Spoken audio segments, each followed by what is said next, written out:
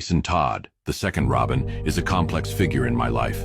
He started out as a troubled kid, angry and impulsive, but with a raw talent for crime fighting. I saw something in him, something that reminded me of myself when I was younger, and I took him on as my protege. But our relationship was always rocky. Jason was impetuous and prone to taking risks, often putting himself in danger unnecessarily, and he had a deep anger inside him, a rage that sometimes boiled over into violence.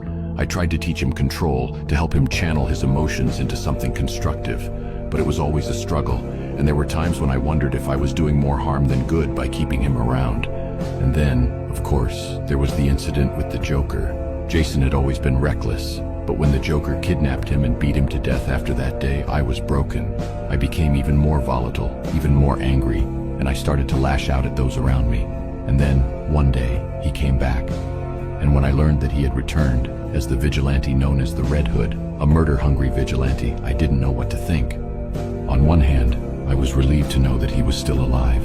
On the other hand, I was furious that he had taken on this new persona, one that was so clearly focused on revenge and violence. I tried to help him, to support him as he struggled with his trauma, but it was clear that something had changed in him. He had become a different person, someone consumed by his own anger and bitterness. But over time, I've come to understand Jason a little better. I've come to see that his rage, his pain, is not just the result of his own experiences, but of the world that we live in. A world that is often cruel and unjust, where the innocent suffer and the guilty go free. And in some ways, I've come to admire Jason's willingness to fight for what he believes in, even if I don't always agree with his methods. But at the same time, I worry about him.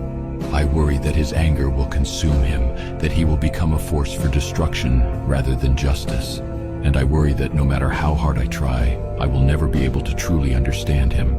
So when I think about Jason, I feel a mix of emotions. There is anger and frustration and regret, but there is also a deep sense of compassion, a recognition that he is a product of his environment and that he is struggling with demons that are all too real. I don't know what the future holds for Jason. I don't know if we will ever truly be able to reconcile our differences, or if he will continue to walk his own path, separate from mine. But I do know that no matter what happens, I will always care about him. He was once my Robin, and even if he has since become something else, he will always be a part of my life.